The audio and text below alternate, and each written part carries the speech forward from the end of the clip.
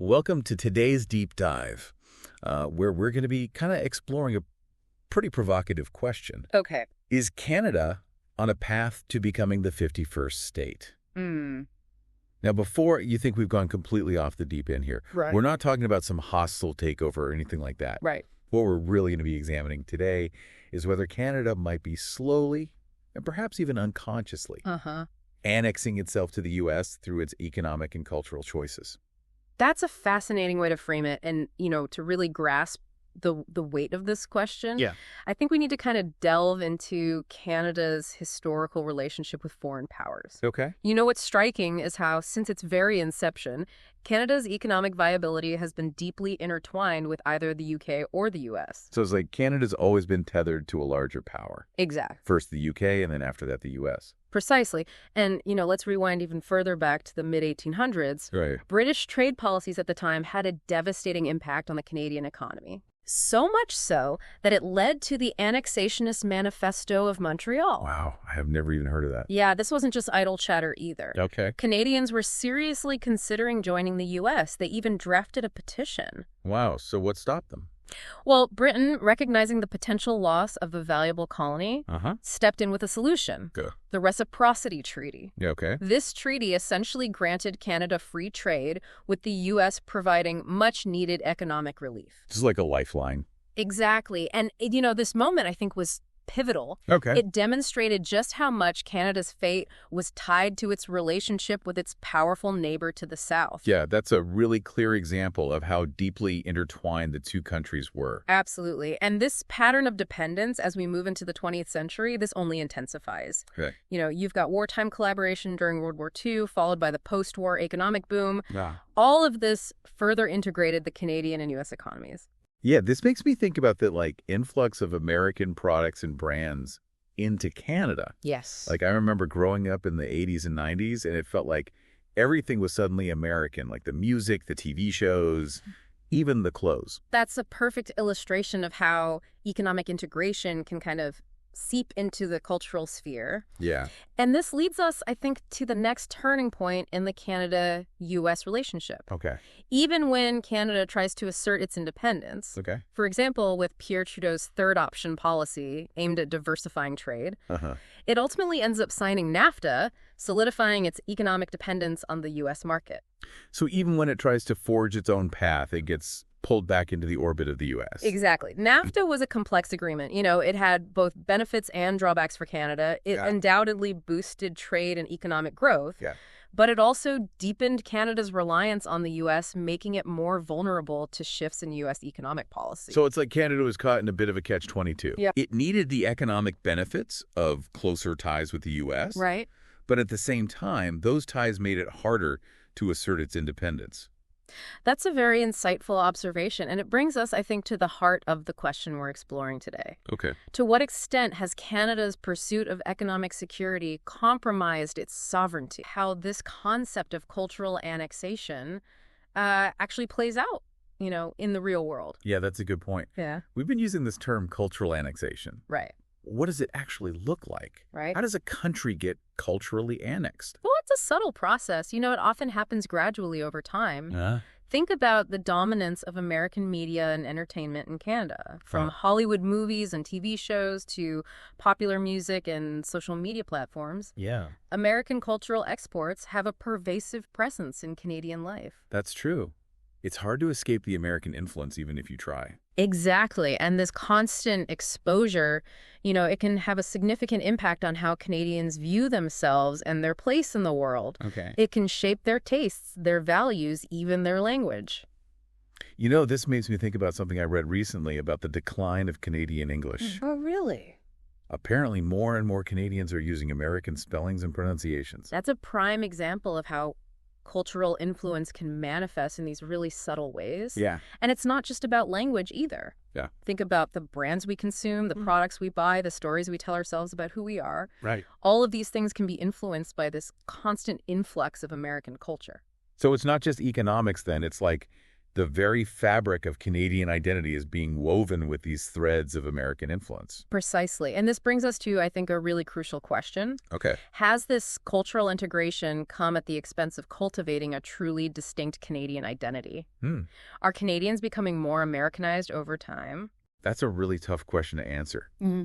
I mean, Canada has always been influenced by its southern neighbor. Of course. But it's also developed its own unique culture and traditions. Absolutely. And it's important to acknowledge the efforts that Canada has made to assert its cultural independence. Okay.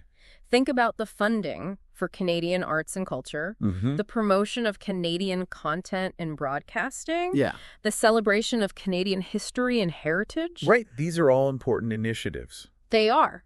But are they enough to counter this overwhelming tide of American cultural influence? That's the key challenge facing Canada. It's a delicate balancing act, right? Embracing the benefits of cultural exchange while also preserving what makes Canada unique. This brings us back to this idea of Canada potentially annexing itself to the U.S. Right.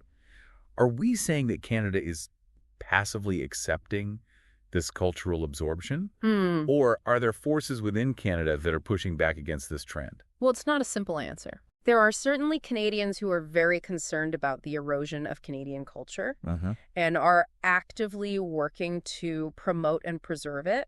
But there's also a sense of resignation among some, a feeling that American cultural dominance is just inevitable in a globalized world. So it's a mixed bag, like a combination of concern and acceptance. Exactly. And this internal struggle, I think, over cultural identity is further complicated by the fact that Canada itself is a very diverse and complex nation with its own internal divisions. We can't ignore the internal dynamics within Canada that are also contributing to this conversation. Of course not. We touched on Quebec and its unique cultural identity earlier. Right. But there are other groups within Canada who also feel marginalized or underrepresented. Absolutely. Canada's history is marked by the struggles of Indigenous peoples, the tensions between English and French Canadians, and the challenges of integrating new immigrants into a cohesive national identity. So it's like Canada is trying to define itself on multiple fronts. Yeah. Against the backdrop of American cultural influence. Right. And also within the context of its own internal diversity. That's a great way to put it. And this brings us to a crucial question, I think. Okay. Can Canada truly claim sovereignty if it's struggling to define its own identity, both internally and in relation to its powerful neighbor?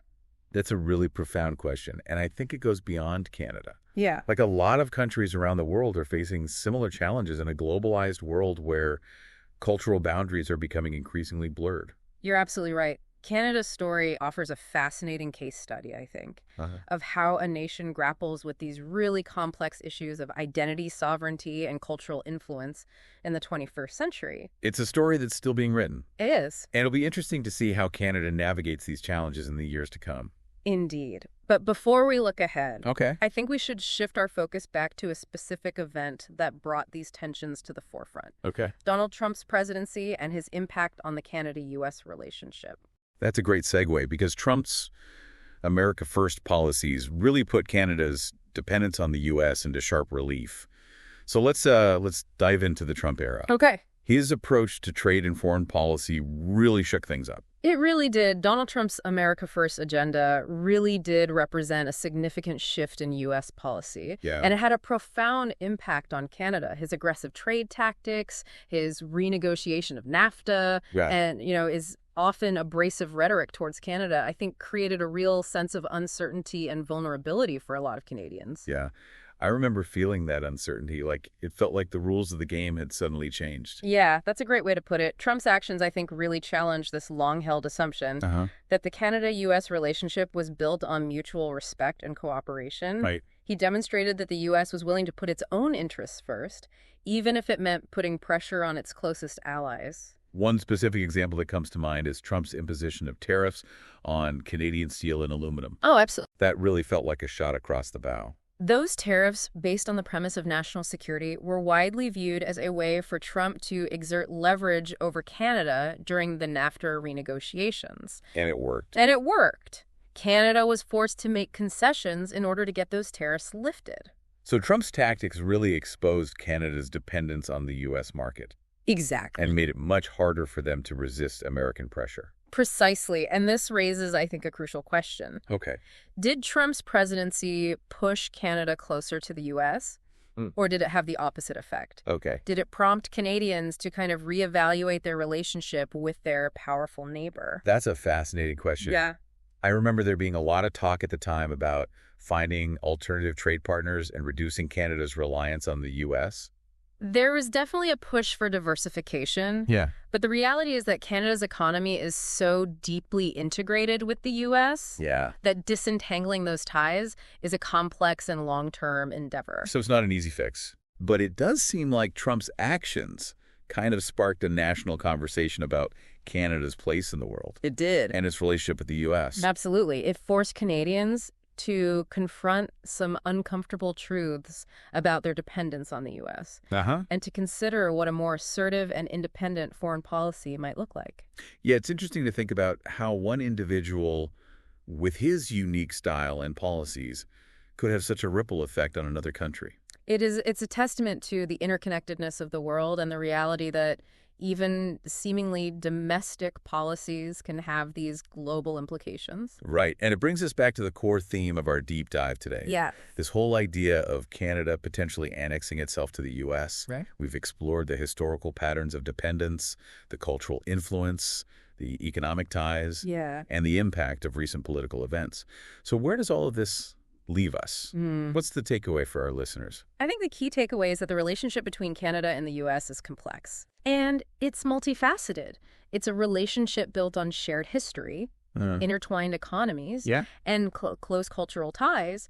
But it's also a relationship marked by an imbalance of power. Yeah, that power imbalance is definitely something that we've seen play out throughout our conversation. Exactly. And recognizing that imbalance is crucial for understanding the challenges that Canada faces in asserting its sovereignty. Right. It's not about severing ties with the U.S. or rejecting American influence altogether. Okay. It's about finding a way to navigate that relationship in a way that allows Canada to pursue its own interests and maintain its unique identity. So it's about finding a balance. Yes. Maintaining those close ties while also carving out its own space. Precisely. And I think that requires a conscious effort on the part of Canadians. Okay. To support Canadian businesses and artists to engage in critical dialogue about their relationship with the U.S. and to actively shape their own national narrative. So being aware of the forces at play and making choices that really align with Canadian values and aspirations.